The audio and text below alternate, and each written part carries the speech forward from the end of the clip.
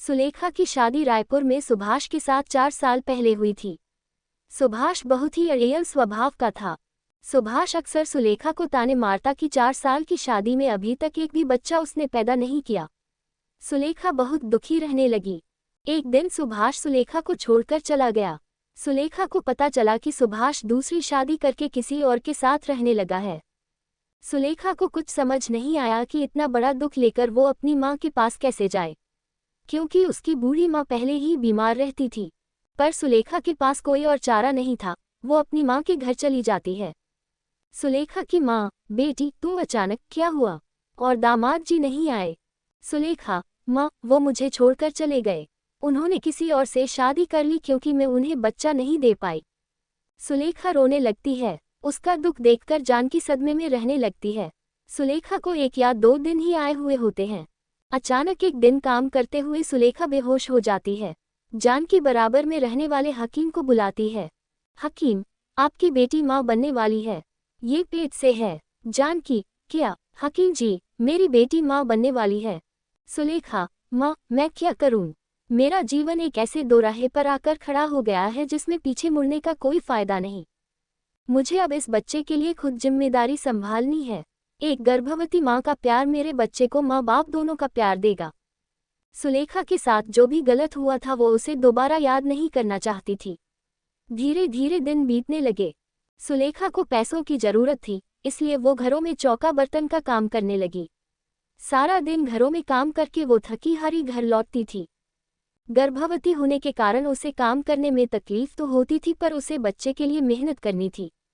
9 महीने बाद सुलेखा एक बेटे को जन्म देती है। बेटी को देखकर सुलेखा की आंखों में खुशी के आंसू आ जाते हैं। बेटी के जन्म से मानो उसे जीने का सहारा मिल जाता है, पर सुलेखा की माँ उम्र और बीमारी के चलते बेटी का साथ नहीं निभा पाती। सुलेखा की माँ का देहांत हो जाता है। सुलेखा माँ के बिना अधूरी हो गई थी। सुलेखा ने दोबारा काम पर जाना शुरू कर दिया। अब वो बेटे सुमित को भी काम पर साथ ही लेकर जाती।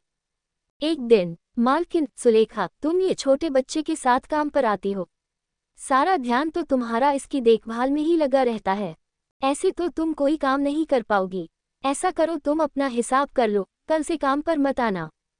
सुलेखा, अब मैं क्या करूं? मेरे सारे घर धीरे धीरे छूट गए, पैसे भी खत्म हो गए। मुन्ना, रो मत, मैं तेरे लिए अभी दूध लेकर आई। सुलेखा, भैया थोड़ा सा दूध मिलेगा, मेरा बच्चा बहुत भूखा है। दुकानदार, मुफ्त में तो मैं तुझे दूध नहीं दूंगा। हाँ, एक काम कर, वो जो दूध के बड़े डिब्बे रखे हैं ना, वो सारे डिब्बे अच्छे से धो दे और बदले में अपने बच्चे के लिए दूध ले जा। सुलेखा सारे डिब्बे धो देती है और अपने बेटे सुमित को दूध पिलाती है। मुश्किल भरे दिनों में भी एक माँ ने अपना साहस नहीं खोया था।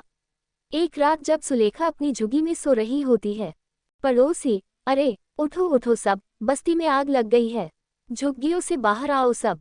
पड़ोसन, सुलेखा, ओ बेटी सुलेखा जल्दी से बाहर आ, झुग्गियों में आग लगी है। सुलेखा, अरे झुग्गी में आग कैसे लग गई? अब मैं बाहर कैसे निकलूं?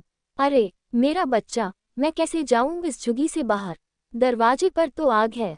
ये चादर लपेट देती हूँ मुन्ना को। सुलेखा जैसे तैसे सुमित को बचाते हुए झुग्गी से बाहर निकलने लगती है, तभी एक जली लकड़ी सुलेखा के मुंह पर गिर जाती है। सुलेखा अपनी परवाह किए बिना सुमित को झुग्गी से बाहर सुरक्षित ले आती है, पर सुलेखा का मुंह एक तरफ से आग की वजह से जल जाता है। सुलेखा के पास इतने पैसे नहीं थे कि वो अपने चेहरे का इलाज करवा पाए, इसलिए उसका चेहरा देखने में भद्दा हो जाता है। पर सुलेखा इस बात की बिल्कुल परवाह नहीं करती। उसे यही सुकून होता है कि उसने अपने बेटे की जान बचाई और भगवान की कृपा से उसके बेटे को कोई नुकसान नहीं पहुंचा।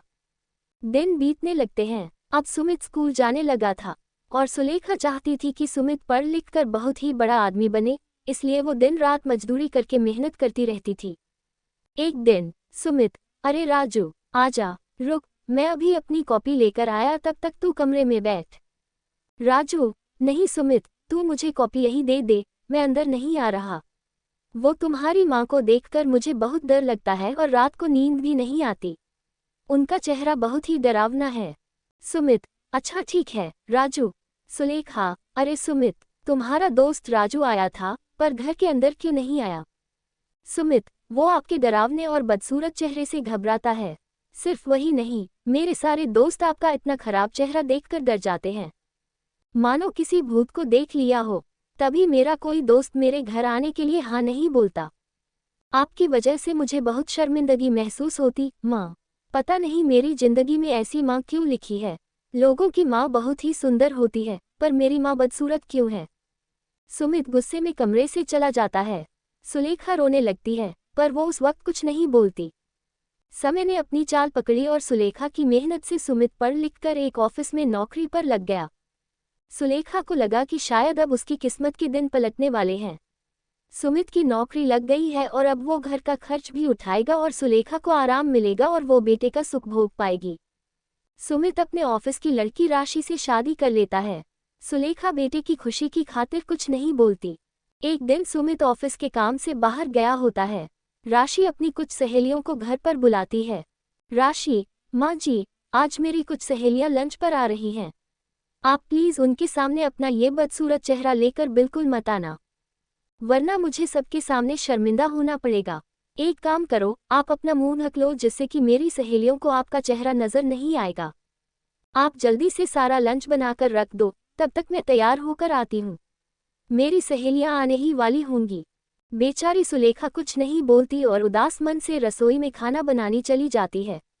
दोपहर में राशि की सहेलियाँ लंच पर आती हैं और खाना खाने बैठती हैं। तभी सुलेखा वहां सब्जी का कटोरा लेकर आती है और जब वह एक लड़की को सब्जी देने लगती है, सहेली पूछती है, ये कौन है? राशि, अरे ये मेरी नौकरानी है। सहेली कहती है, अच्छा तो खाना इन्होंने बनाया है, बहुत ही स्वादिष्ट खाना बनाया है आपने। राशि के मुंह से नौकरानी सुनकर सुलेखा घबरा जाती है और उसके हाथ से सब्जी लड़की के कपड़ों पर गिर जाती है। लड़की सुलेखा का मुंह देख लेती है और डर जाती है। उसकी चीख निकल जाती है, सहेली, कितना बदसूरत चेहरा है, मुझे नहीं खाना इनके हाथ का खाना। फ्रेंड्स, आपने इनका चेहरा देखा है, अगर देखोगे तो 10 दिन तक सो नहीं पाओगे। राशि, अरे ऐसे कैसे तुम लोग जा सकती हो, खाना तो पूरा खाकर जाओ। सहेली, नहीं, हमें अब भूख नहीं है, हम लोग अब चलते हैं। राशि गुस्से में कहती है, करा दी ना मेरी बेइज्जती मेरी सहेलियों के सामने। मैंने कितनी बार कहा था, अपना ये मनहूस चेहरा मेरी सहेलियों के सामने बिल्कुल मत लाना, पर आपने मेरी एक नहीं मानी। आने दो सुमित को, मैं अब इस घर में एक पल भी नहीं रह सकती। सुमित के आने के बाद राशि तरह तरह की बातें बनाकर सुलेखा के खिलाफ उसे भड़काती है। राशि, सुमित, अब मैं एक पल भी इस घर में और नहीं रह सकता। अगर तुमने अलग रहने का फैसला नहीं लिया तो मैं तुम्हें छोड़कर अपने मम्मी पापा के घर चला जाऊंगा। सुमित, माँ, हम और अब आपके साथ नहीं रह सकते। हमारा भी अपना जीवन है, हमारा भी अपना अलग परिवार बनेगा। जब हमारे बच्चे होंगे और आपका ये बदसूरत चेहरा देखेंगे तो शायद वो भी शर्मिंदा होंगे। इसलिए यही सही रहेगा कि हम आपसे दूर हो जाएं। सुलेखा, पर सुमित बेटा, मैं तुम्हारे बिना कैसे रहूंगी? मेरा तो जीवन ही तुमसे है बेटा।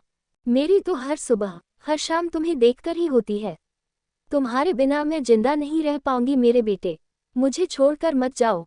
सुमित सुलेखा की बात को नहीं मानता और राशि के साथ अलग घर में रहने चला जाता है। सुलेखा सुमित के जाने से बहुत दुखी हो जाती है।